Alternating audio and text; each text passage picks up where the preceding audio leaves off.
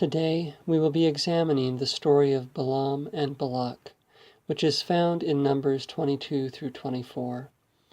The most popular part of this story is that of the donkey and the angel. However, upon revisiting these chapters, I was struck more this time by the last half of the story, wherein Balaam consents to go to Balak, and there is asked to pronounce a cursing upon the children of Jacob.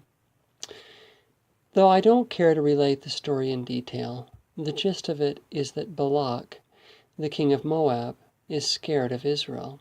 He hires Balaam to curse Israel, but Balaam does just the opposite. 3 times, in fact, he blesses the children of Jacob.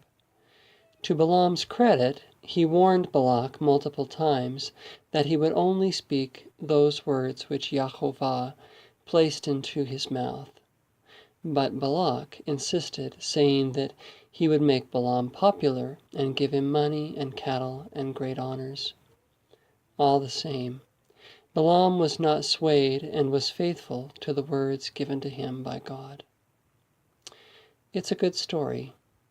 At first glance, we have a faithful prophet, a man who cannot be swayed to deceit and treachery by the cares of the world.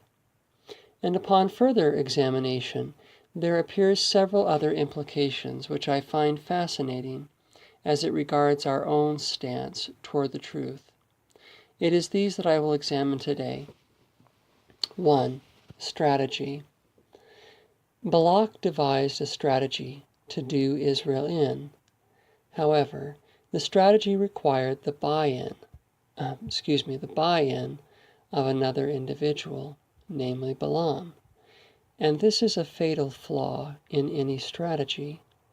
When we examine Christ and his mission in terms of strategy, we see the absence of this need for buy-in or external supports.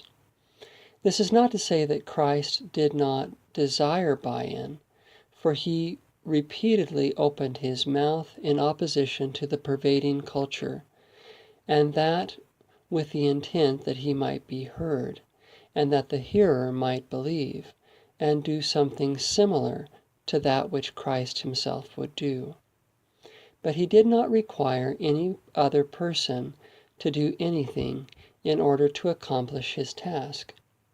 And ultimately, his task was to suffer well. Suffering well is a powerful strategy.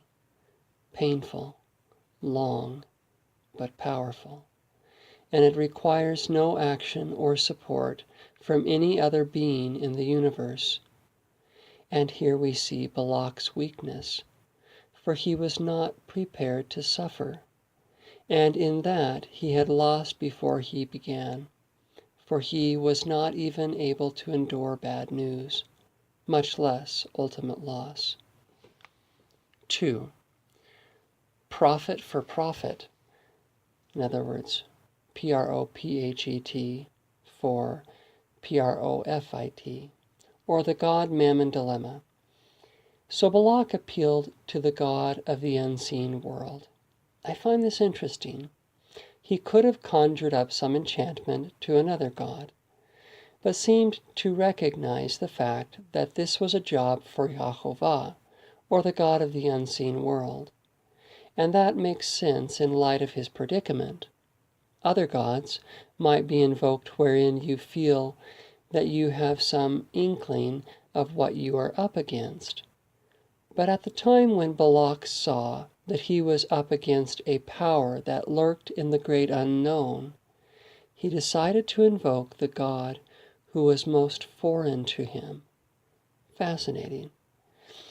But he discovers quickly that this God and his servants are unlike any god with whom he is familiar, for they cannot be bought by money, power, or influence, nor can they be reasoned with by any means whatever, and thus they lie outside the influence of Mammon. 3. Balak values his life very highly, too highly. In the story of Balak and Balaam, we find an archetypal contrast. so that those traits which we most admire in Balaam, we find blatantly missing in Balak. Balaam is faithful to the truth, valuing it above wealth and property and power, and even above his own life. For Balak could have easily decided to kill Balaam for his impudence. And it is this particular trait of truth and faithfulness in Balaam, even in the face of death, that Yahovah prizes most highly. It is the distinguishing feature of the followers of God. On the other hand, Balak lacks this important quality. He and his people are terribly concerned for their lands and their property, and ultimately their heads. Contrast this with John the Baptist, who, when one greater than he came, said, "He must increase, but I decrease." And when God had made good use of him, John the Baptist, he gladly gave his head as a testimony of the truth for which he stood. No less is required of us. It is not a platitude, but a principle. You cannot have a portion with those who have given the ultimate price, unless your ultimate price is held always in the hand of the Master, as a sort of earnest money, so to speak, of that inheritance which is not of this world. 4. Good and bad. Balaam at one point tells Balak that he cannot go beyond the word of the Lord to speak good or bad. Good or bad? What does that mean? Good or bad? I am struck by the fact that good or bad is for the most part completely subjective adjectives, are subjective adjectives. In general, good is what is good for the particular self who desires things to go their way, and bad is that thing which appears harmful to oneself. But history proves that people often don't know what is good for them, and do not act in their best interest, nor in the interest of that truth whose interest it is to bless mankind. That which they believe to be good, quote unquote, in the end is bad, and that which they hope to avoid as being bad is the one thing that could bring a little good into their lives. The modernists insist that we are living in a good time. There is less poverty than ever. The standard of living is climbing, and man's life expectancy has been lengthened.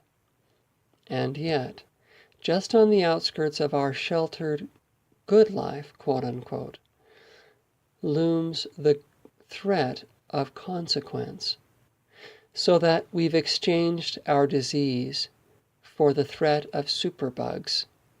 We have exchanged our poverty with the threats of unsustainable agriculture and economic fragility. And we have lengthened our lives in exchange for the threat of complete annihilation and extinction as a species. Truly, we live in a time when bad is called good and good is called bad. It appears that Balak takes the same view of good and bad. Good is what Balak believes is good for Balak, and bad is what Balak believes is bad for Balak. 5. Balak's deepening demise. I cannot help but be surprised at Balak's persistence. You would think that he would have been leery of hiring Balaam, for the prophet had expressed his unwillingness to commit to an allegiance to Balak's vision. And you would think he would have given up after the prophet's first prediction in favor of the children of Jacob, or if not, after the second. But instead, he held out to the end. Here I guess I cannot blame him. After all, he had no other out. He had turned to the great God of the unseen world, we assume out of desperation. And have we not done the same thing? After resolving that we and our imagined hero selves are no match for a particular predicament, and especially when some unforeseen power looms ominous before us, we turn to the God of last resort, the God whom we have done our best not to bother, in a final, desperate, and often futile plea for help.